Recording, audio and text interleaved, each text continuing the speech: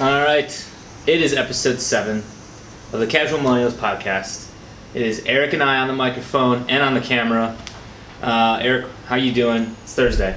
It is Thursday, doing lovely. Leaving to the beautiful San Diego tomorrow for a destination fantasy football draft, and I'm very excited. Speaking of, the Packers play tonight. You gonna watch? They do. I have yet to watch a preseason game. Same. Which is not unlike me. I usually don't watch preseason games. Huge regular season fan, though.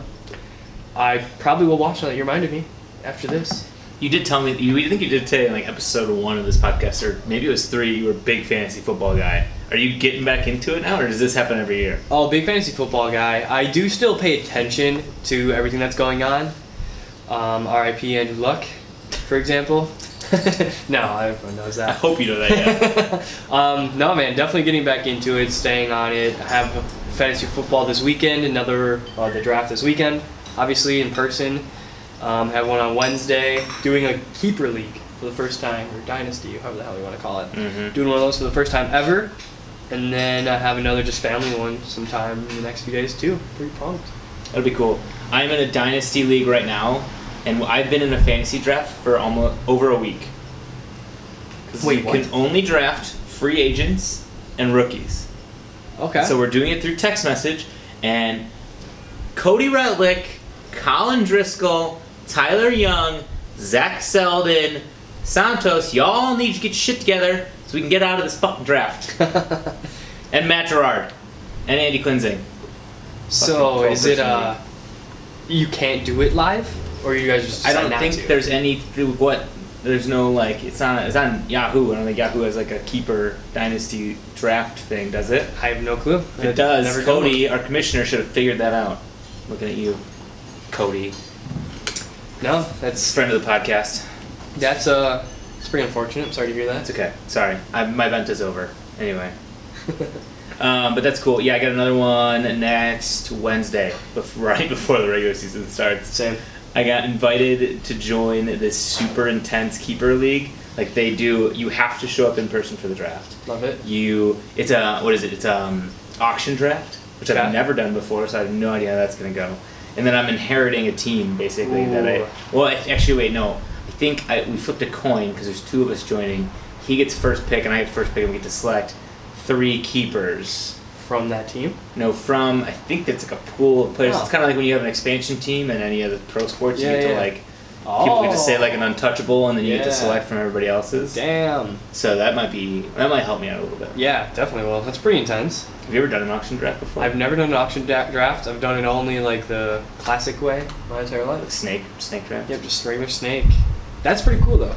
Yeah, I would love to. See, it's tough for me though, because like I love the way fantasy football already is. I don't love change when it comes to something like that, especially if like you probably have a full league of people that have done it before. Yeah. And they got the advantage on you there. Yes. You can only do so many mock drafts against usually fake people. Who has time for a mock draft? No, seriously. Who's got time to sit there and pretend to play a pretend game? Right. So yeah, the only way you can do it is to just do it. Mm. Also, I'm looking at the camera right now. I'm glad I didn't wear beige shorts. It could have looked exactly Could the same. look exactly the same. We can pause it. You can go change. I mean, maybe we might have to. We'll take a halftime here in a bit, and I'll do that. That's funny. Yeah, so no guests, so just us chatting. A couple things I was thinking about, and I thought it kind of could be a fun conversation. So I taught my first college class this week, so that's interesting. Hell yeah! How was it? It's good. Try it. So I'm teaching, for those of you listening who don't know me as well, I'm an adjunct professor at WCTC now. I teach Intro to Accounting for non-accounting students. For non-accounting students? Non-accounting students, Interesting. correct. So it is a class that is required for people, like most of the people in my classes are culinary or hospitality majors. So they require this class to graduate basically. And so what is it, like a 300 level class? I mean, it's intro, so is it juniors or what type of? yeah, it depends. They can take it whenever. They can, So like okay. one person graduates in May. I know I heard her talking before class. I think a couple other are like close to graduating because they just put it off. But like, it's hard, man. Like try explaining something to, like try explaining dividends to someone that has really no idea how a business works, because that's not what they're into. It's not what they're that's not what their whole passion is or their job is centered around. So I'm not expecting them to know that, but it's like, I don't know. Well, it's tough. Like, you already know so much about it, so you have to digress. Like, when you you probably knew that even before you took your first accounting class, because you were in the business school. Well, so I took my first accounting class in high school. Okay. So, like, literally my 3-hour class on Tuesday was with... 3 hours? It was 3 hours, yeah. Rough. 3-hour Night class, 1 night a week. Nice. And we talked about, or I taught the accounting equation, which I learned my first accounting class in high school. Oh, man. I'm trying to remember what that is. I remember... like what it should be. Hold on. It is assets equals. Oh man. Dude, you have a finance degree from Whitewater. Linda Amon would be so sad. It's assets equals liabilities minus something. No. Plus owner's equity. Oh, stockholders' equity or equity. I was close. Yeah. Close. C for effort. No cigar. No. A for effort, C on the grid. You got 2/3 of the way there. That's bad. That's funny. Yeah. Speaking of, shout out Bill Tapman. He reached out to me on LinkedIn.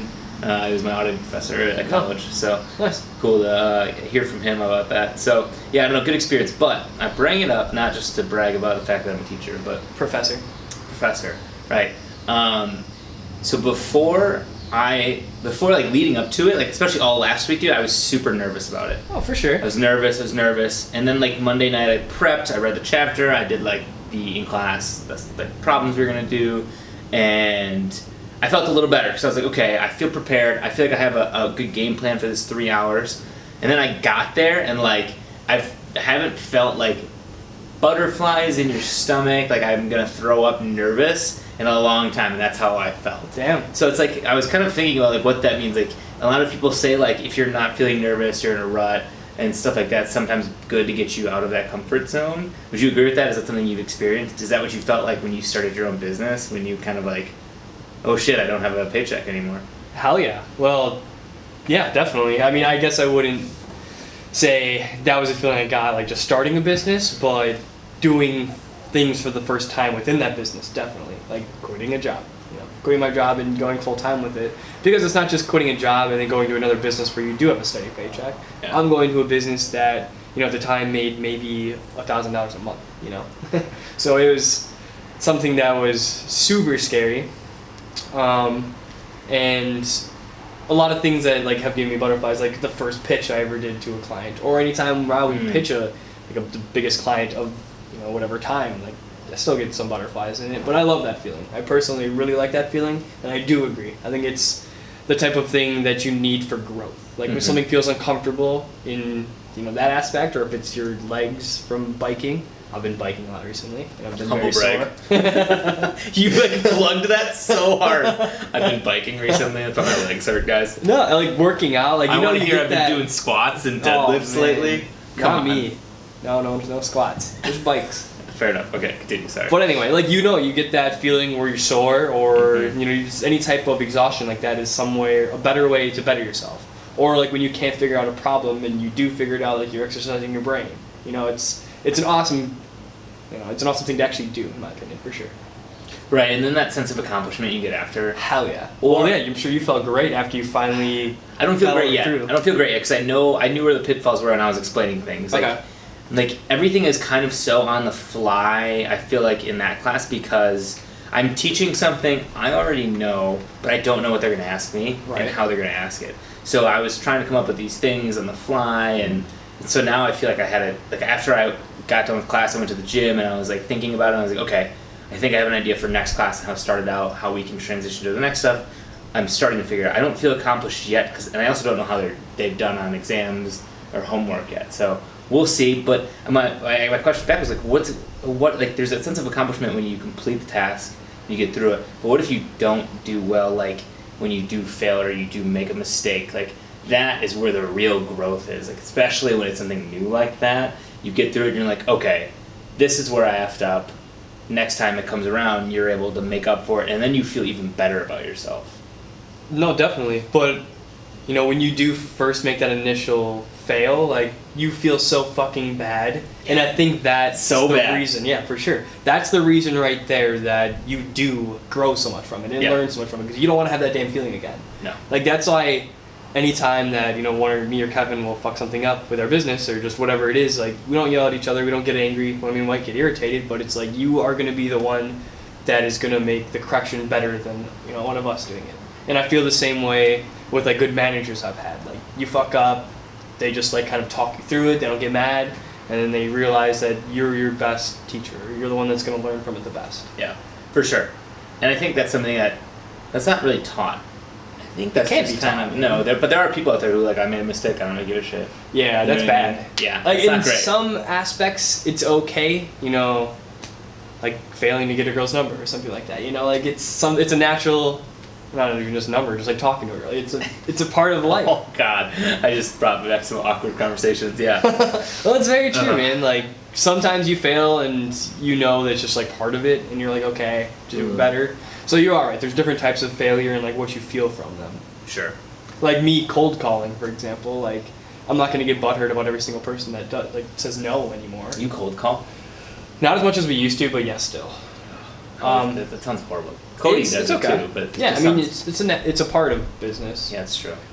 We try and stay away from it as much as possible. We want to keep our name just like as good as possible. Fair. And only do it on clients we really want. Or, it's more of like just making those relationships now is what we're considering cold calling more than anything. But yeah, we still do. I would not. I don't think I'd be good at that. I think you'd be good at it, man. You're driven. I think it's just like the type of people. You have to do it, learn it, and then just suck at it. Just like you get everything better else at we've been talking. Yeah. Speaking of, that just reminded me of a question. Do you really believe that millennials don't like talking on the phone? Or is it like just the fact that we grew up with so many different ways to communicate that is maybe the default last? Because like I've noticed recently too, like I would rather just like set a hair appointment online or like do something where I can just set like all I think was like calling to set up an appointment, right? Because like that is not the most fun thing to do, but like I feel like millennials get a bad rap for that, because I know adults that sometimes would just text more, or not adults, but an older generation. Like it's interesting. It's an interesting thought, and I was just thinking about it today because I was dreading. I just signed up and I'm going to be taking my first jiu-jitsu class on Saturday. For real? Yep. At the place that Nate? No, they don't have Saturday classes. Otherwise I would. But yeah, so I'm doing that. But I was like, I didn't really want to call because I just felt awkward. Like, okay, I paid money, now what? Like, so what do you think about that? Here's my money. I'm very different. I think it's really it depends on the person. I would rather pick up the phone and talk to someone. I don't know if I just don't like trust technology all the way, or like because when I make a reservation, like I get in, it's like, okay, now what if I get there and then they don't have it? Like I have no one to blame but myself. When I call, it's like, oh, I talked to John. Yes, they said I had one, whatever it is. So personally, me, I like to talk on the phone more. I think it's a lot more efficient than texting or emailing. I think a problem with like a lot of millennials is that I don't want to say they're overly sensitive, but they read too much into texts or emails or whatever. Like, oh, he said that with a sassy tone or whatever. It's like, how the hell do you know? Yeah, you can't convey tone in those types of conversations. You can't be sarcastic, really. Yeah. Like, it's hard, and that's true. You can like really not understand, or like a point can come across totally different than what you meant. So like, I personally love to pick up the phone and have a 2-minute conversation versus a 15-chain email. Okay, that's fair. Yeah, that's true. I'm slowly getting better than that. My thing is I feel more comfortable talking on the phone, like, if I know you. So, like, especially if I'm trying to make plans with friends, like, why the fuck are we texting back for 30 minutes? I could call you, we could have a plan set in 5, and then I can go on with the rest of my evening or whatever I'm doing. Yeah, for sure. At work, it's something that I've had to struggle with, though, because, like, a lot of our people that work on our teams are, working either in our Lincoln, Lake Mary office, Alpharetta office, and I've had some more time to meet more of them, and now I'll call them up, but like if I've never talked to you before, I'm not gonna randomly just call your desk or call your phone. Like you have no idea who the fuck I am, and I'm just calling you. That just seems awkward to me. So I was more inclined to email and maybe IM people to build more of a relationship, because maybe it's just me, but I don't know. Like I feel more comfortable like having a conversation with people I know instead of feeling very, I don't know, awkward or maybe hesitant. Like you don't know what people are like and all that kind of stuff. So that makes sense. I don't know. Well, then too, like certain people are exactly like that themselves, and if you call them, they're like, why are you calling? You could have emailed me. Right. So like you don't want to come across as that type of person that's the one who calls everyone. But I don't know. Personally, like me, I'm always wanting to call when possible, and I think some of that has to do like with the job I did have. I was in client service, and like a part of my job was client service, and I would be going back with emails, and it's like, I'm just gonna call you because you didn't understand something or I didn't explain it right, and I think I'm better at explaining things in person than emails. Like can type something up and it can take 20 minutes, and it's like I'll reread it. Did I have a typo or whatever it is? That's true. I don't know. So me, personally, I'm different. I think overall, though, coming back to your question, millennials, I think more of them like to text than call. Millennials, and especially like Gen Xers, that's the one right below us. Gen Z? Gen Z, that's right, younger. Yeah. So Gen Z, I think they are super big, like never call me. Because like my little brother and sister, like I'll call them. It's like, why did you call? Text me or Snapchat me. Or it's like, gosh, you're so young. Yeah, that's true. I agree with that. I think that's kind of become a stereotype for us for sure. Because like I said, I'm more apt to call somebody like to do things or if there's a necessity. But if I'm just having a casual conversation like with my girlfriend or that's probably the only person I casually text just over time of like, hey, how's it going? How's your day? Throughout my day at work and all stuff like that. That's the only person I will casually text. Otherwise, I'm just going to call someone to make plans. Well, and me now. I'm going to start texting you. Ooh. How you doing? Might get the wrong idea. Careful. I will just ignore your text probably. I'll see it. I'll be like, yeah, I'll text them back. And then I'll go back to work and forget. Yeah, so that was something else I thought about the other day when I was like, how do I want to call someone? And like, yeah.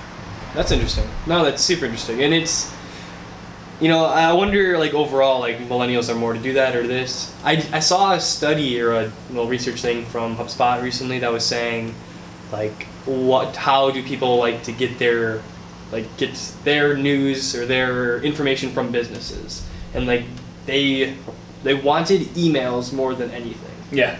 Yeah, and that was, I'll have to double check that to make sure, but they're like, the numbers were pretty staggeringly different, too. And it's like they don't want to be bothered with a phone call. Nope. They don't want direct mail. Right? Who wants direct mail anymore? I get like pissed when I get stuff in my mailbox that's just spam. Oh yeah, spam for sure. But if you're emailing me something, or if you're sending me direct mail, it's something that you can just email me. Like I get my Spectrum bill every month in the mail. I don't get it on through email. Every time I'm like, why am I getting this again? Like I should change it, but I'm too lazy. I thought I did. I don't really care. Yeah. No, I get the same thing too, and literally all I do is rip it, put it in my damn. Yeah, I just go pay it. I'm like, all right. But yeah, mine's on like automatic payment. Oh. But yes. I'm weird about that. I can't put anything on automatic payment. Really? Yes. Huh? Why? The way I budget, I don't know what it is. It's just like I want to make sure because I want to pay it when I know I have the cash in my bank. Okay. So it's like I'm gonna pay I don't pay it the day it's due. I want to pay it way ahead of time. Okay. So it's like I'm paying my Spectrum bill probably after this podcast, and it's not due until the 13th. Uh huh. So like I'll always pay my credit card bill beforehand. Like always do. So I think it's maybe because I have everything shifted up. When I could probably just shift everything a couple of days in advance when it's actually due. But I don't know, weird thing. That is interesting. Now, and the reason I do it is because everything possibly that I can automate, because I know that if I see a bill and it's like however much money, it's like, oh man, I really don't want to pay this. That's a lot of money, and then I'll like push it aside, and then I'll push it aside. What? You still have to pay it. Yeah, I know. Push it. I know, right? And then that's my problem though. It's like, oh, I'll just deal with it, and then I forget about it, and then it's like, fuck, now it's late.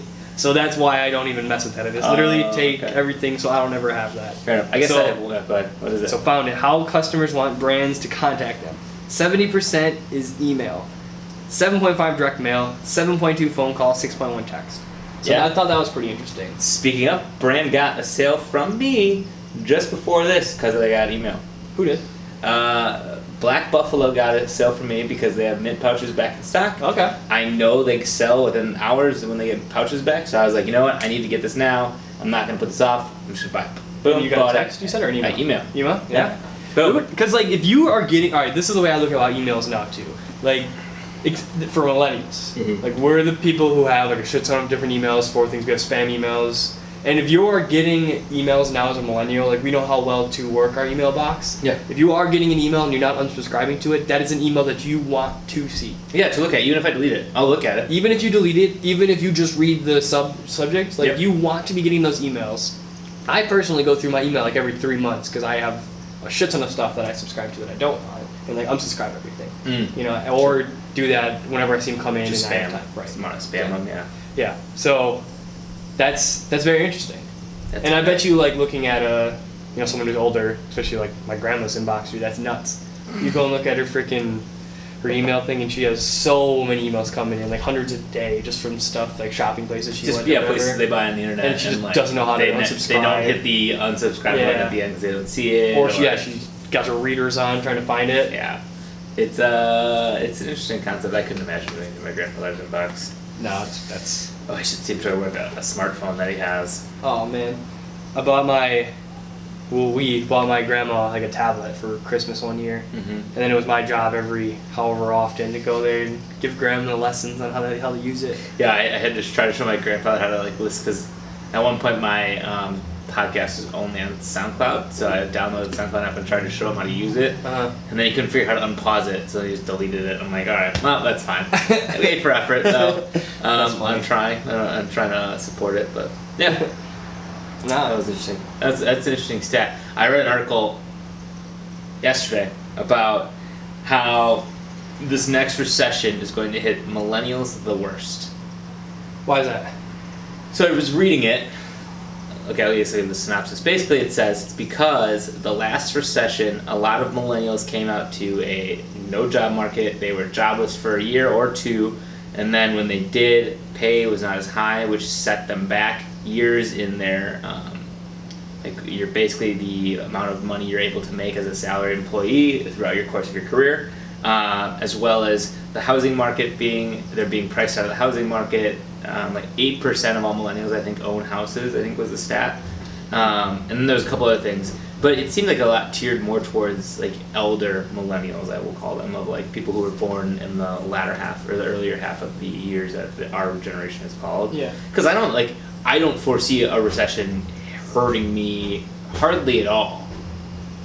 I don't have any. I have one stock position, and that's in my company, which I can sell off at any time.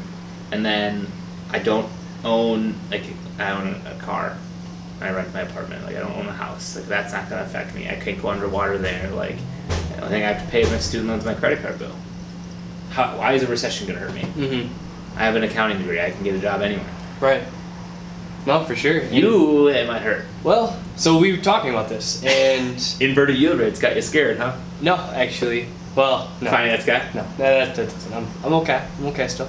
But we're talking about like my business. If we go into recession, we are thinking that it could potentially be a positive, because you're talking about small businesses or bigger small businesses. This is gonna be a great spin zone. I can't wait. Yeah, I think so. So bigger small businesses, with actually spending a decent amount of budget on their marketing agencies they're currently working with. One of the first things to go is going to be those people that are spending 5, 10, 20 grand a month on their marketing. Full service marketing agencies, bigger ones in the area. They drop them, that's going to be one of the first things that they want to change. Insert us, where we're at a lower premium than these people, can still do, for the most part, everything that these mid to high tier agencies can do, just depending on like what exactly they're looking at, and we're going to be able to do it for so much cheaper. That's fair. So I'm curious. I'm very curious to see what happens when a recession comes, because it's inevitable. That's a good spin zone, but that's assuming that they're going to invest any money in a market. For sure. But I think if those kind of clients are spending that much money in general, it's just we have to be on top of it to figure out which companies those are that are going to be dropping. Just staying on top of that, and then reaching out to these clients and making sure that we just have good relationships with them. Sure. Not even clients, but you get it. But yeah, I hope that works out for you. I'm curious. I don't think the recession's going to hit at least for another year, but I'm not an economist, so I guess I'll have to trust them. Yeah, man. I personally thought it was going to hit. I thought like when the election was, especially after like everything that happened, who Trump got elected, I thought that the market was going to react in a more negative way than it did. Oh. Especially seeing like how things went down for I don't know, whatever that was, month or 2 month period. I thought it was gonna stay like that, but it has been fucking nuts ever since then. Yeah, it's been a weird couple of days on the market. I don't know enough to really make any educated assumptions or even like comments about it. Like it's never like I hated. Well, am I blanking on that? Yes, thank you. Jesus. Yeah, I don't even know the name. You know the name. There was literally, I think it was microeconomics. I didn't even show up to a lot of the classes Because it was like when I first started watching How I Met Your Mother, and I would just sit in my dorm, watch How I Met Your Mother, and just like, all the PowerPoints are online. I'll read them later. Never read them later. That's like, amazing. Yeah. Dude, econ was the worst. Yeah. That was so. Like, I didn't study in high school or anything. Like, I didn't ever try until econ. I got a D- in that class in my first semester at school. It got me on the damn academic probation, and like I was like, all right, I gotta learn how to study. So I did. Yeah. Long story short. Yeah, did we not talk about this on an earlier episode? I feel like everybody in their college career, unless they were like a 4.0 student, I'm dying. Breathe. Need CPR. And I feel like every student has had a semester or a year where they just did terrible in grades. Yeah, you gotta learn. What you learn in college. It's true. No, but I did that my sophomore year. I got like C's, and I never got C's before. My GPA dipped super low, but it was because I was just fucking drinking all the time, and I was skipping class. And then you realize like how it impacts you. You're like, all right, it's kind of the same way. You're like, okay, I gotta figure this out. Yeah. Can't keep doing that. Yeah. Well, I took a 8:55 a.m. Monday, Wednesday, Friday class my first semester.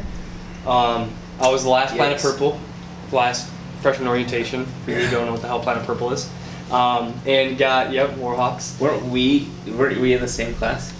Okay. Well, wait, were we the last Planet Purple then? I was. We might have been. What year did you graduate? Or what year did you go into Whitewater? 2000. Well, I graduated in 2011. Yeah, so then we were the only last Planet Purple class? Because I started in fall of 11. No, I mean, I was the last Planet Purple out of the 10 Planet Purples. Like the latest one. Okay. So I got the worst pick of classes. Got but anyway, it. one of the options. Thank you for You're reminding welcome. me what that was. You're welcome. One of the last. What was I saying? Oh, anyway. Oh, because you got 8:55 class. Yes, 8:55 class, and I thought I had it made. I was like, oh, and I get to sleep until 8:55 on a Friday. This is sick. Or every day. Oh my God, was I fucking wrong? We were so dumb. And it sucks because that was a required attendance class. You could only miss 4 a semester. I used those up real quick. Yeah, I was gonna say, did you ever show up drunk to a class? Oh yeah. Oh yeah. Oh yeah.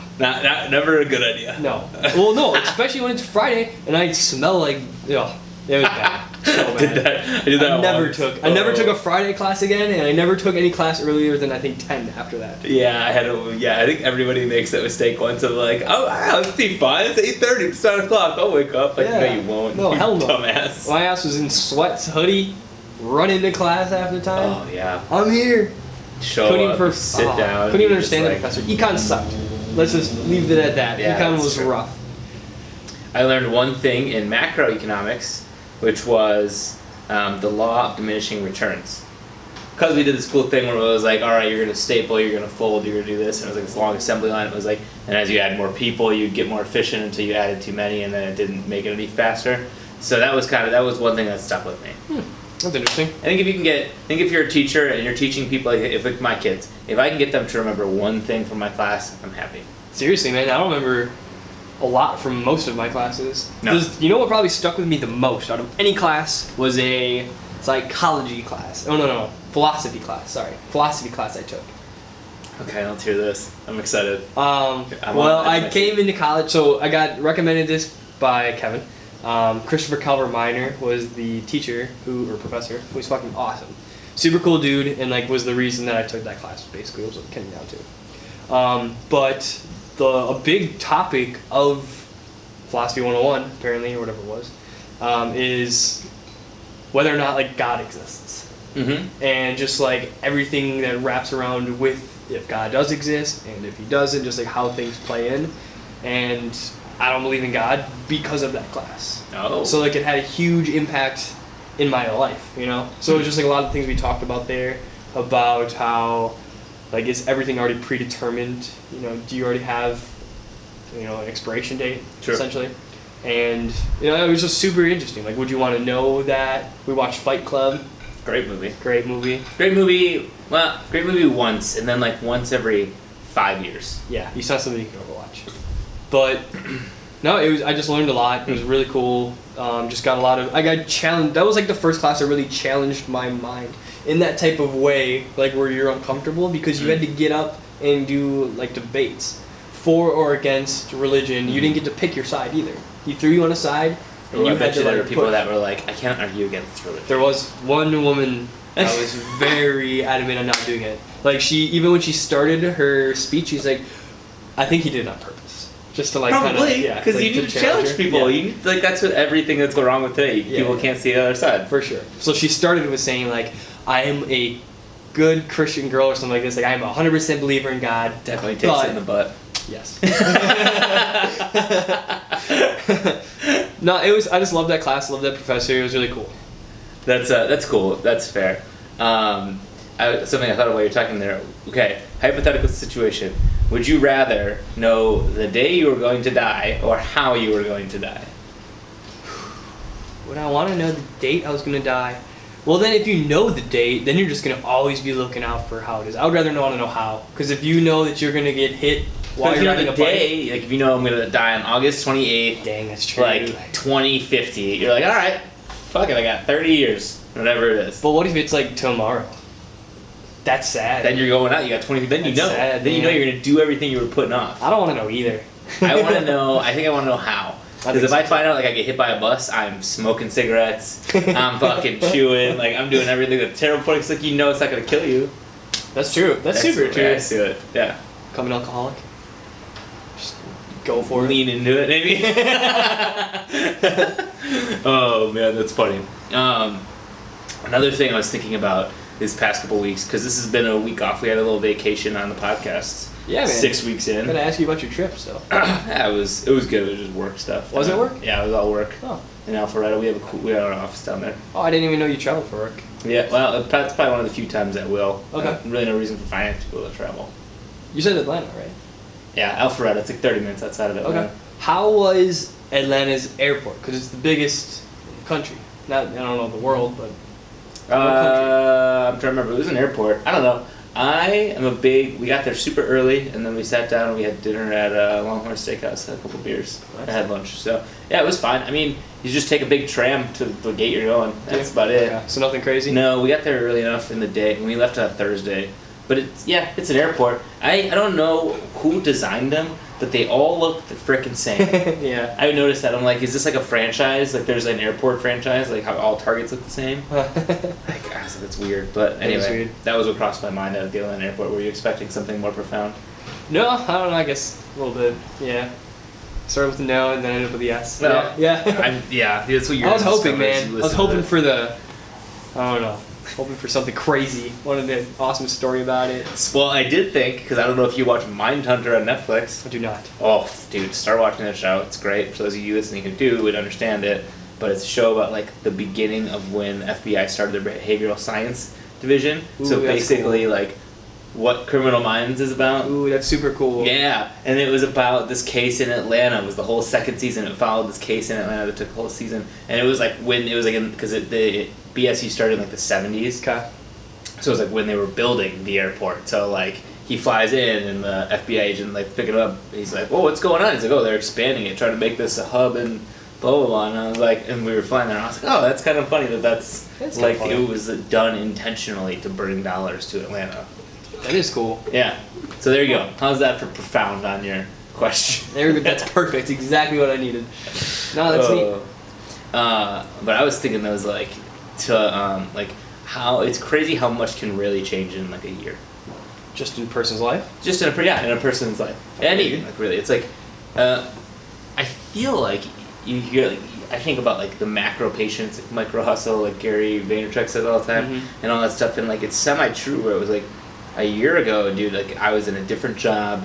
I was like unhappy. I was probably close to an alcoholic, and I was like 15 pounds heavier. And now it's a year from now, I'm like way happier. I'm doing way different things. Like just because I started these different like little things that put different things in motion. You know what I mean? Like Hell yeah. getting back into working out, eating healthier, and managing a diet and all that stuff. Dude, Like, those are all it's wild. so important to you.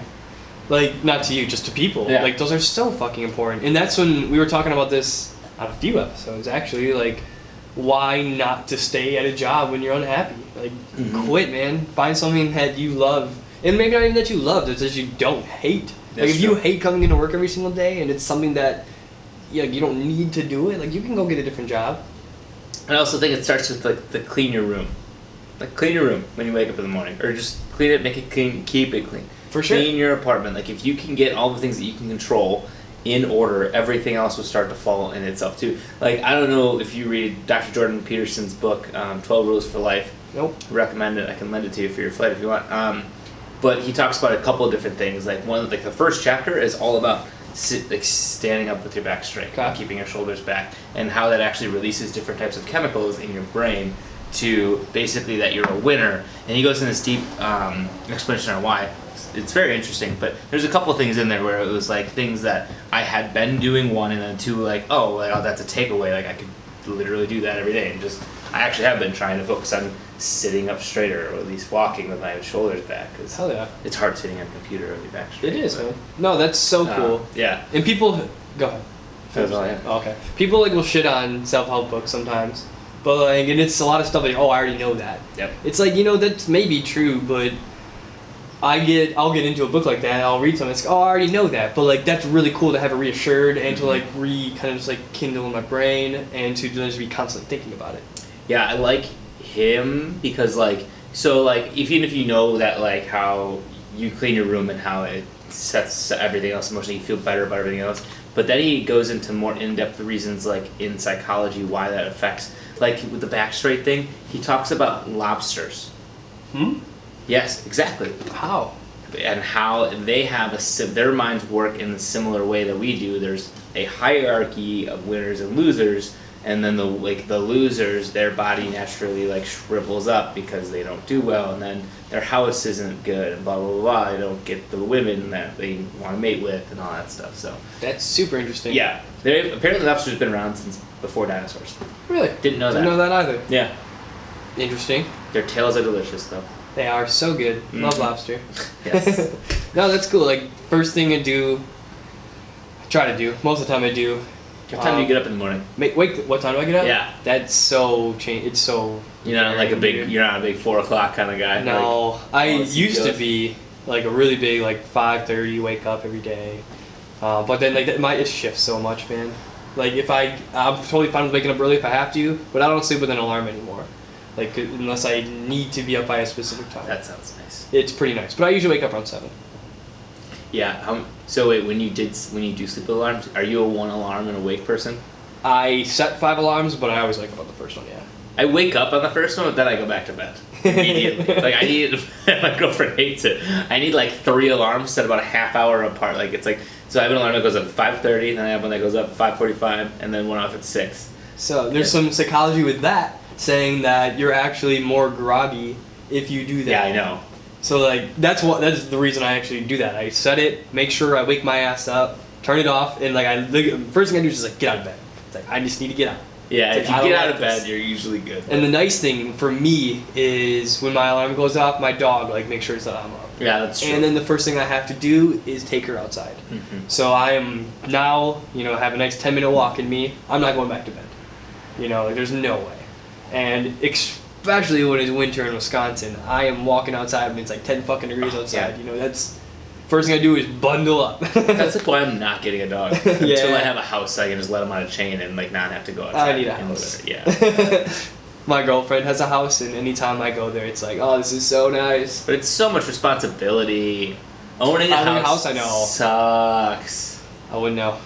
I mean, okay, that's fair. I don't know from experience, but I imagine it sucks. Yeah. The amount of money you have to pay to fix it all up, all that shit. But that's, I guess, a conversation for a different time. I have these very negative beliefs about, especially the idea of you need to own a house by the time you're 29. You should be married and have kids and blah blah blah. Who gives a shit when I do the things that I want to do in my life? Hell yeah, man. I hate the idea of society dictating that, and maybe that's why. Just because I think I want to rebel against it. But well, that's the thing that's changing too with millennials. We don't get married as early. Mm-hmm. We don't buy a house as early. A lot of the times because we have student debt that we or can't. we're priced out of the market. Yep, exactly. We can't do that as easily. We're buying avocado toast up the asshole apparently. $9. No, it's just we don't have kids as early, all that stuff. We're just doing everything later, which I think is so smart. It personally, my I've always had like my grandparents or parents. It's like, oh, then you can enjoy life so much when your kids are off. You know, when you're 40, 50. It's like, yeah, or I can enjoy the best years of my life being. Do you think these are the best years of our life? Hell yeah. Really? 100%. I don't know. I thought that in college, and then I got out. I'm like, oh, that's not it. I mean, there's good things about it, but I'm like, I think so. I think man. there's gonna be some in our 30s, like in our late 30s, where you're like, I'm settled. I have a grounding, okay. and then you're like, you know what I mean? I need to refresh. I'm sorry. I didn't mean like 26 and around. I meant 20s, like yeah. no. Well, maybe 20s, 30s. Like I'm super scared to hit 30, and it's like every day is getting fucking closer. I personally thought that the best years of my life was 25 and below. You just turned 26 like a month ago. I know, and I lost my insurance. That's fair. You know, like now it's all downhill, man. Gotta pay for insurance. Yes. Gotta get closer to 30. I don't know. Why does 30 scare you so much? It's just, I don't know. It's a number. Yeah, it's just a number. Yeah, I don't know. But yeah, you're right. I do think that like below 40 is gonna be fucking awesome. Yeah. And I then, don't know. I look at Rogan and he's 51. Dude, he's living his life. Like I have a client who I don't know how exactly old she is, but she's probably late 30s, early 40s, and she is a badass. Yeah. You know, like she takes really good care of herself. She like eats awesome. She like is in incredible shape. Mm-hmm. Like she looks so young because of that. So it's just like taking care of yourself too. That too. So I was thinking about this as well. Like you know how people take care of themselves. Because I go back and so I'm a tobacco user. I chew tobacco, and I'm like wrestling and quitting again, of course. But it's like I hear people who are like, I take such good care of myself. They're a runner. They did all of this, and then they still died of some random cancer that they got when they were like 35. And I'm like, I keep thinking like, well, what if that just happens to you and you did this and fuck it sucks and you die anyway? Yeah, that is super shitty. But that's like my to justification to keep doing it. That's a good justification. It's like a tough comeback, but I personally just like and you said this to yourself. Like when you take care of yourself, you just feel better. Not only mentally but physically. And I just like personally love myself so much more when I wake up, when I get a workout in, when I do eat healthy. Mm-hmm. Like if I'm waking up and first thing I do is eating like a pizza, that's just like not gonna be a good day. You know, like a cold pizza, like when you're a little hungover. Oh, that sounds so good.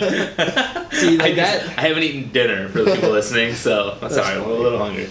No, man, it makes such a big difference. Just like how. Like you said, you don't know how many days you have left. Yeah. So like, enjoy every single day to the fullest and live it is like your last. That is true. All right, I think we're 45 minutes into this thing. What do we want to leave with the people? This was kind of a fun episode. I've enjoyed it. This was no guests. Yeah, just a casual conversation. Well, it's good that we actually brought in some millennial stuff too. Yeah, it's important. Yeah. I think it's been fun, this whole thing, to just have interesting conversations and like meet cool people. I don't know. Yeah, for sure. Nate's cool, dude.